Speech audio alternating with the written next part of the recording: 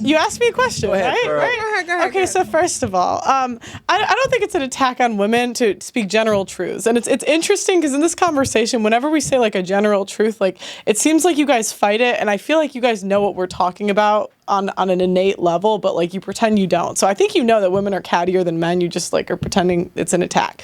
Just my perception. I don't know you personally, no offense.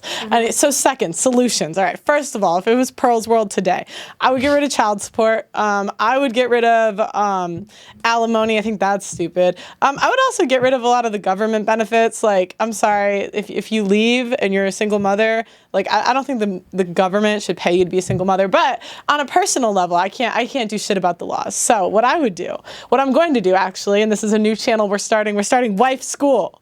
Wife school. So are you at 304? Are you a modern woman who wants to be a wife? I can't teach you. I'm not a wife, but I'm bringing in the best wives from all over the country. The one that who marries the high value men? Who are the women behind the scenes that you don't know about? We're going to bring them in and we'll teach you how to be a wife. So yeah, we are solution oriented here at Just Pearly Things. I'm so jealous because Wife school. Yo, you know I had that whole idea. Whatever, I'll support you. I'll support you. The solution is this. Not solution. Oh, sorry. You're right. Step 3, matchmaking. That's also not solution. How is it not a solution? You said, what's a solution for the 304s? I can The appreciate 304s. Yeah. What are they supposed to do? And the 303. Wife school. Like, look, this is all good. Wife school. I think this is all good. Like, I get it. Like, but What's your solution? Honestly, I don't have a problem with you. You see, I'm not that person. I'm not being combative and saying you're a whore. You're never gonna get married. So I never said you're never gonna get married. Understand the attack. So if we're attacking women, right, by saying that you're sleeping around a lot, what's the solution? I don't. So can I tell you, Marie? I'll be honest with you. The solution. This seems very simple. And you know what? One thing I realize about life, right? Life is simple, right? There's a great coach in the NFL that said, they asked him, how did you manage to have 16 winning seasons? And he responded, I don't overcomplicate simple solutions. Okay? And I think that's what's happening in this world today. Women want to have an out. And it's just a simple fact that there is no out. The out is conduct yourself, choose your partners wisely, and choose your partners limitedly. So that in that way, the guy that you truly want will actually find you desirable. How? What do you mean how? No, how do women develop these values? By keeping your value. When a woman is born... How do they develop the values? A woman doesn't have to... See, this is the thing. No, who teaches them these values? No. This is the thing. Women are born with value. Men are not. See, as a man grows up in life... You don't understand what I'm saying. I'm not talking about... You mean... I'm talking about intrinsic values. Okay, I got you. Okay, I get you now. How they develop these values is by stop buying into the hype. Stop buying into the hype and the notion that it's okay for you to sleep with whoever you want because you can't. It's okay to have as many partners as you want because you can't. Who taught them? Who teaches them this? Who's teaching them music and social media and all of this other different things are teaching women that they can do what they want to do in the Western civilization, by the way. This problem doesn't exist in the other side of the world. What side? Well, there's only two sides.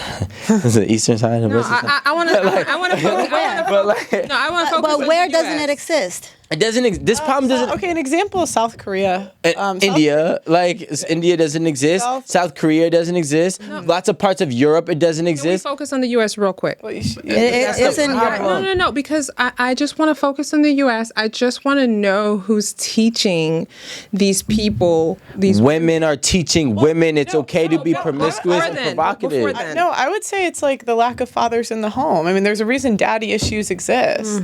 So, and like, why are there a lack of fathers in the home, promiscuous women. So which came first? That came from the government. But like, I would, okay, actually, no, I have an answer. So it's the development of birth control. That's when things started to switch. If you look at the birth rate and the development of birth control, the graph, it's like very similar. It's like literally the rate of women on birth control and the rate of women divorcing their husbands is the same. And the reason being is like it gave women the option to sleep around.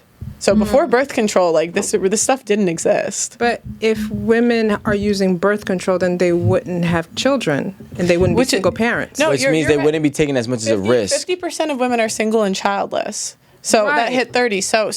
But the problem is like women, what happens is like modern women are side chicks. And the reason is because you ask 100% of women what they want. I mean, how do most relationships start nowadays? Situationships. And when you're a situationship, you're a side chick. And so like 100% of women, if you ask them what they want in a man, they list 20% of men. No, I just want to circle back to birth control. Yeah. So you're saying birth control led to single parenthood. Which led to no fathers being in the home. Leads to free will. And free will gets abused. It leads to women being 100% in control of reproduction.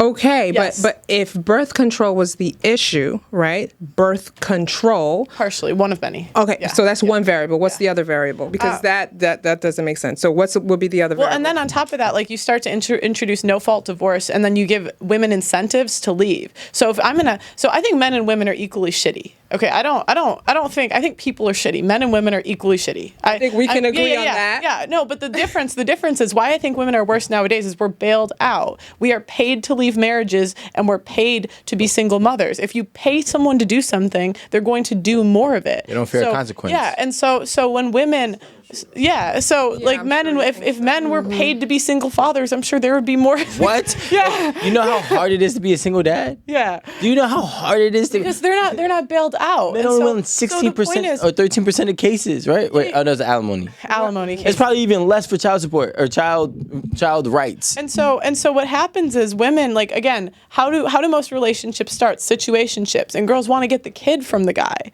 and like they want to get there's whole Reddit threads of women trying to figure out how to get a guy's kid, and even this has been on national TV. This is how big this problem is, and it's because when women get on birth control, they say they're off of it, or they get in that situation because they want to get the top 20% of men. But what's the data on that? What do you mean? So if you survey, so go ahead. So I feel like we're using a very skewed piece of data. So women are hitting 22, 23, and then we're like saying you're the worst, right?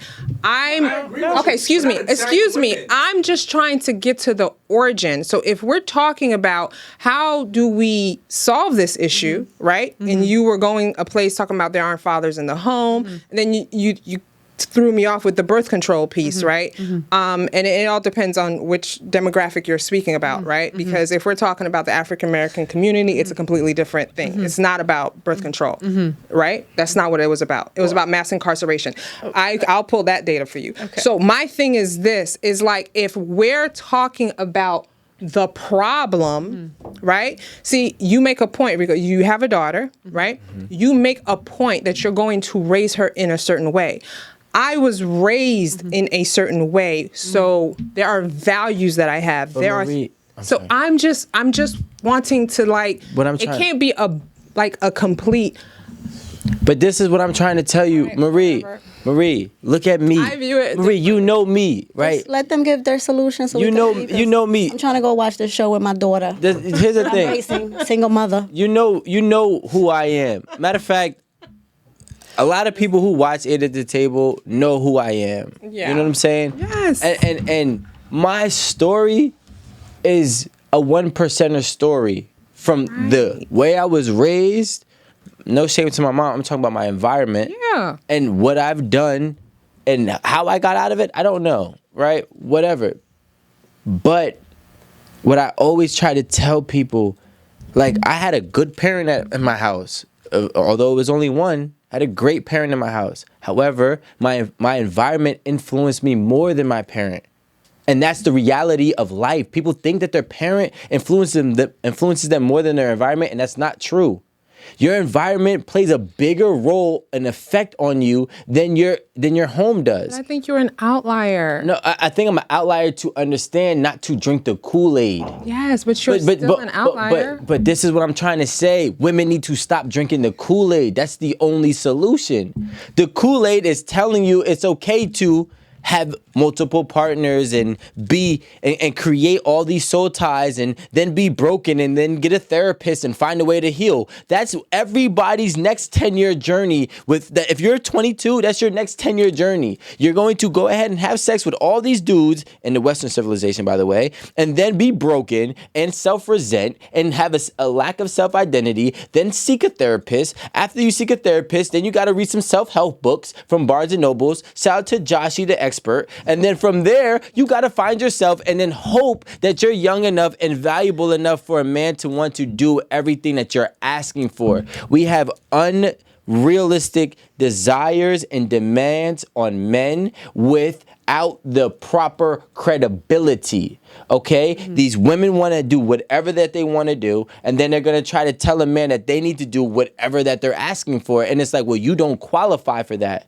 Just like some men don't qualify for top-notch women, so a lot of women don't qualify for top-notch men. See, why did you have to do the a lot? Because a lot of women are marrying for money. Men don't marry women for money. Some of them do. And men most Some do. Historically though, most men didn't reproduce. So historically, the majority of men didn't reproduce anyway.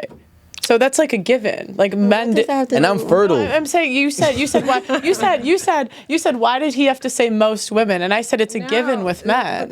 Like and even for women, like I don't say that hoes can't get married and like no one will. About reproduction, we were talking about reproduction. It's just like, okay, I agree with you that when you say there are people that don't qualify for each other, that's okay, that's fine. But why did you have to go to make the point? Right? You said there are men that don't qualify for certain women. Then you had to say there are a lot of women. Because most women have the same desires. You want a man that has money. You want a man that can protect. You want a man that can provide. Like you want a man who wants to protect you want a man who can protect and provide for you. Most men can't do both. We want a woman that can just chill with us and comfort us and be our companion.